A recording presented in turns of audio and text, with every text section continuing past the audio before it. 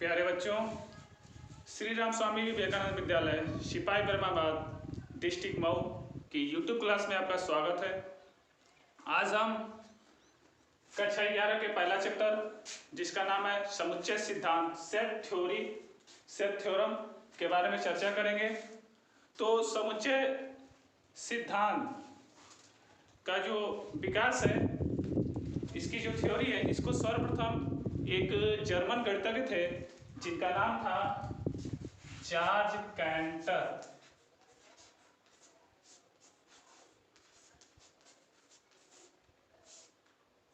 क्या नाम था?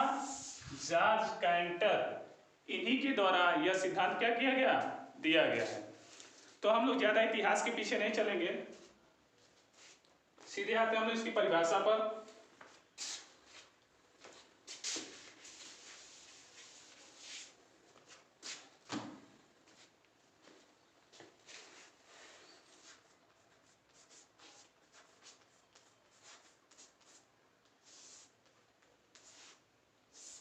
इसकी एक छोटी सी परिभाषा है कि वस्तुओं का सुपरिभाषित संग्रह क्या कहलाता है? समुच्चय कहलाता है। वस्तुओं का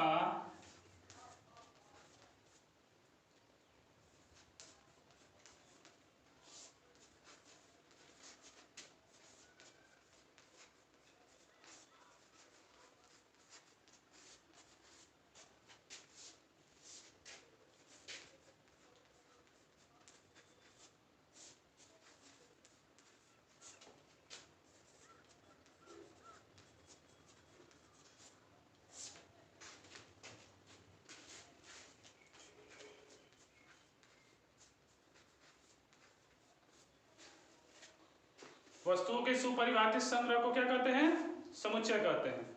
किसी भी प्रकार के दुनिया में किसी भी प्रकार का क्या संग्रह होना चाहिए, चाहे वो सप्ताह के दिनों का समुच्चय हो, संडे मंडे ट्यूसडे वगैरह, या फिर साल के महीने का संग्रह, जनवरी फरवरी मार्च, अंग्रेजी वर्णमाला के स्वरों का समुच्चय, किसी भी प्रकार का क्या होना चाहिए? संग्रह होना चाहिए। उसको हम क्या कहेंगे? समुच्चय कहेंगे। लेकिन एक बात ध्यान देने योग्य है, इसमें है सुपरिभाषित संग्रह। इसका क्या मतलब है? सुपरिभाषित का समझिए, जिसकी क्या होनी चाहिए? एक सार्थक परिभाषा।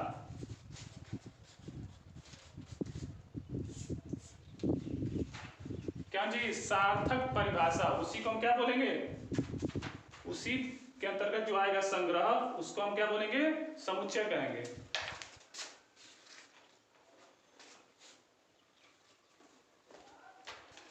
अब जैसे हम बताएं अंग्रेजी वर्णमाला के स्वरों का समुच्चय, एग्जांपल ले लेते हैं।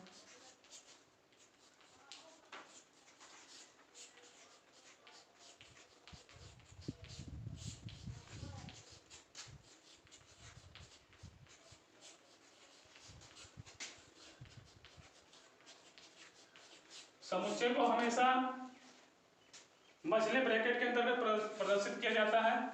ये क्या हो जाएगा? AEIOU।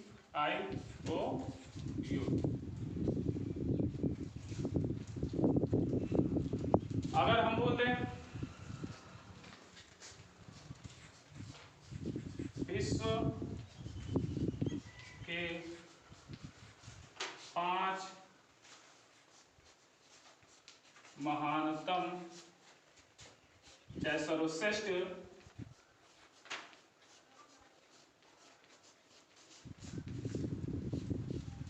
क्रिकेटरों का समुच्चय, तो क्या हम इसको समुच्चय की श्रेणी के अंतर्गत रखेंगे? नहीं रखेंगे। क्यों?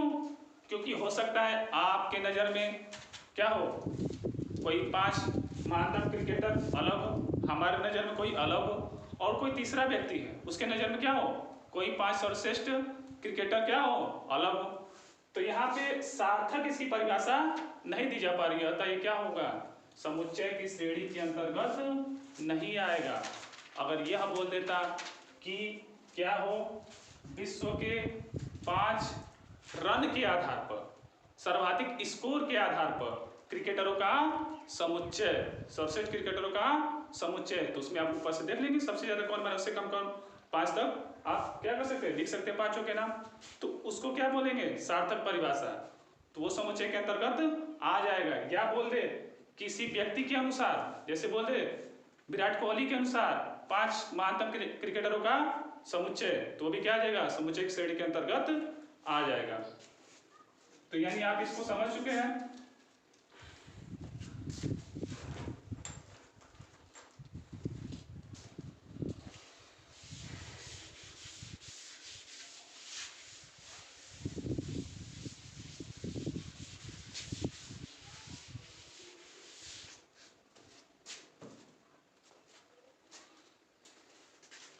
आते संकेतन पर।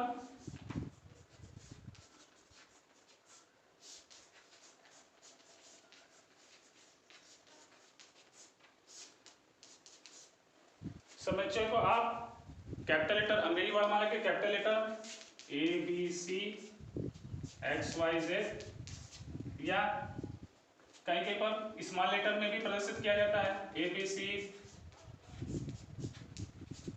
इस प्रकार से समुच्चय को क्या किया जाता है, प्रदर्शित किया जाता है।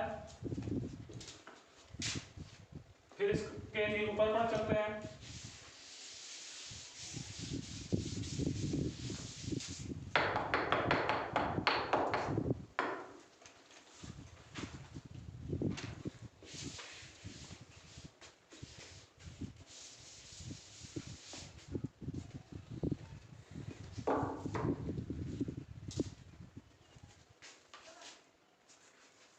समुच्चय का निरूपण। तो इसकी 2 विधियां हैं।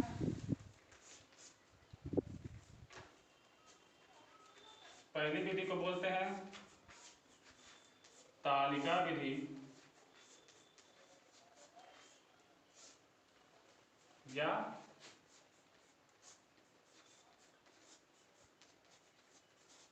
रोस्टर विधि।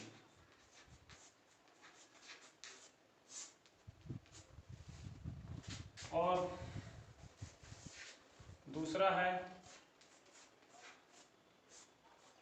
गुण विधि या इसी को बोलते हैं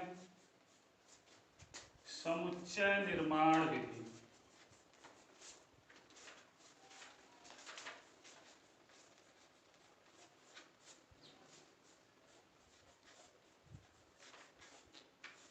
समुच्चय निर्माण विधि।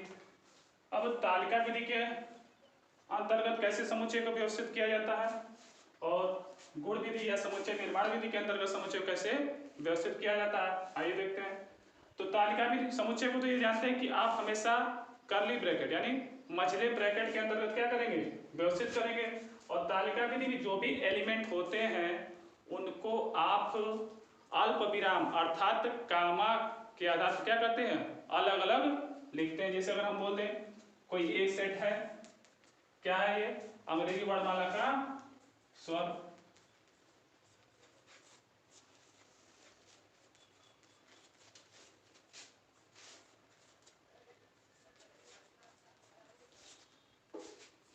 स्वरों का समुच्चय। तो इसको इस विधि के अंतर्गत कैसे लिखेंगे, कोई सेट ए है। अब अंग्रेजी वर्णमाला के स्वर कौन कौन से होते हैं, 5 स्वर होते हैं। ए अलग कैसे करेंगे, अल्प विराम ए ई आई ओ यू। दूसरा कोई समुच्चय बोलते हैं कि 27 को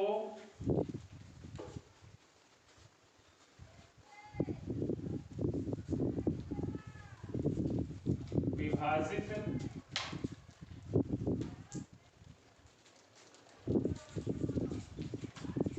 करने वाले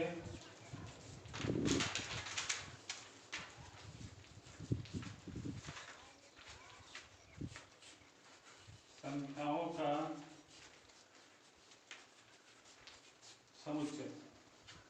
तो इसको कैसे लिखेंगे,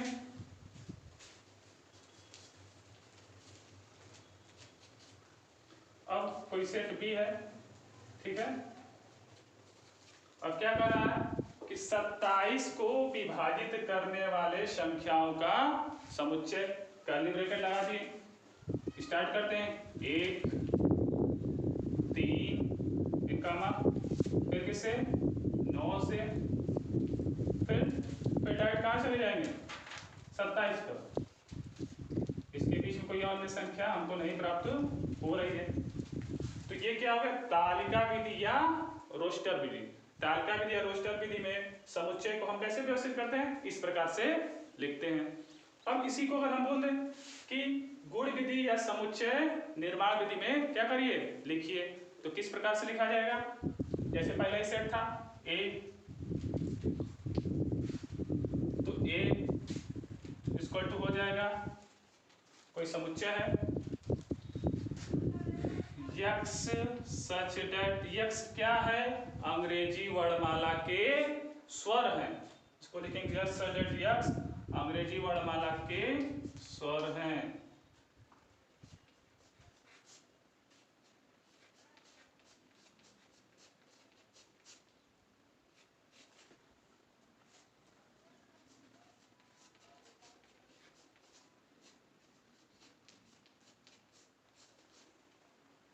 अंग्रेजी वर्णमाला के स्वर है। अब दूसरा जैसे समुच्चय था b इक्वल टू ये था 27 को विभाजित करने वाली संख्याओं का समुच्चय, तो इसको कैसे लिखेंगे b इक्वल टू, अब यहाँ पे x ले लीजिए, यहाँ पे y ले सकते हैं, तो ये अलग ले लिया जाए y सच दैट y। अब y है क्या, y क्या है एक प्राकृतिक संख्या है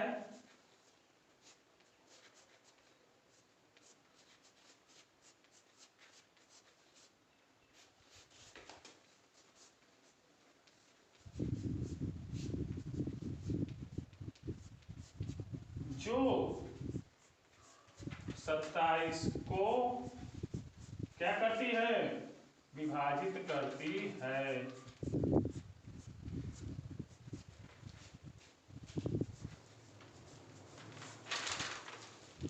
विभाजित करती है, यानी आपको समझ में आया कि तालिका विधि में समुच्चय किस प्रकार से लिखेंगे और गुण विधि या समुच्चय निर्माण विधि में समुच्चय को किस प्रकार से हम क्या करेंगे लिखेंगे।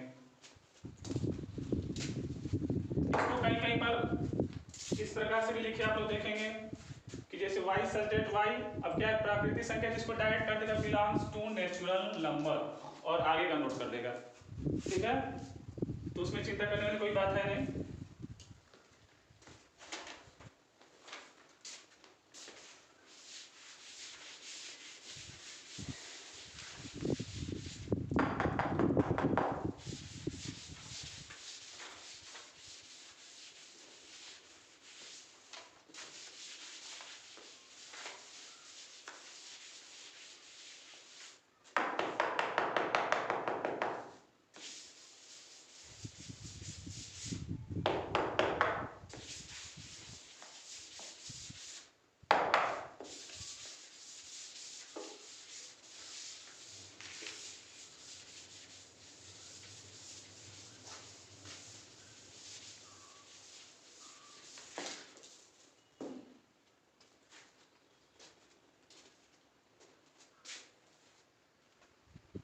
अब चलते हैं, इसमें कुछ संकेतों का प्रयोग होगा जो आप लोगों को बीच बीच में नजर आएगा इस चैप्टर में, उसके बारे में हम जान लेते हैं।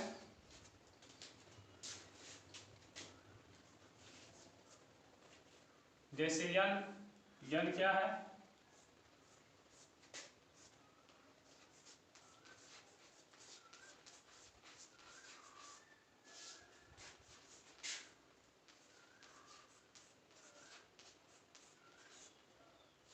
प्राकृतिक संख्याओं का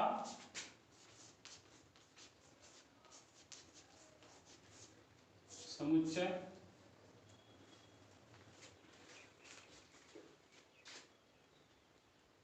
फिर आते हैं आर पर, आर क्या हो जाएगा वास्तविक संख्याओं का समुच्चय रियल नंबर।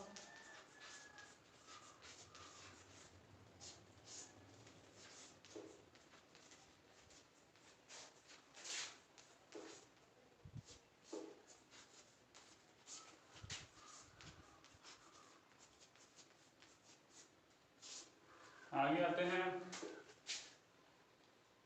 क्यू पर। क्यू हो जाएगा परिमेय संख्याओं का समुच्चय।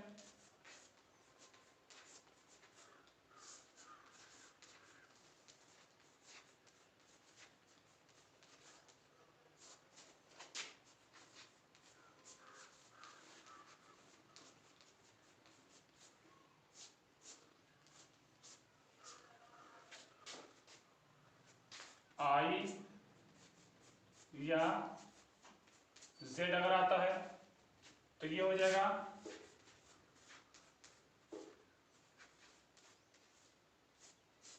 पूर्णांकों का समुच्चय। इसी में अगर हम बोले आई माइनस या जेड माइनस, तो ये क्या हो जाएगा ऋण पूर्णांकों का क्या हो जाएगा समुच्चय। और इस प्रकार से आता है आई प्लस या जेड प्लस, तो ये क्या हो जाएगा धन पूर्णांकों का समुच्चय। इसी प्रकार आ जाएगा अगर क्यू आ जाता है, क्यू पॉजिटिव करके तो ऋण परिमेय संख्याओं का समुच्चय। क्यू निगेटिव करके आ जाता, क्यू पॉजिटिव करके आ जाता है तो धन परिमेय संख्याओं का समुच्चय। और क्यू निगेटिव करके आ जाता है तो ऋण परिमेय संख्याओं का समुच्चय। इसी प्रकार आर पॉजिटिव और आर निगेटिव कर लीजिएगा।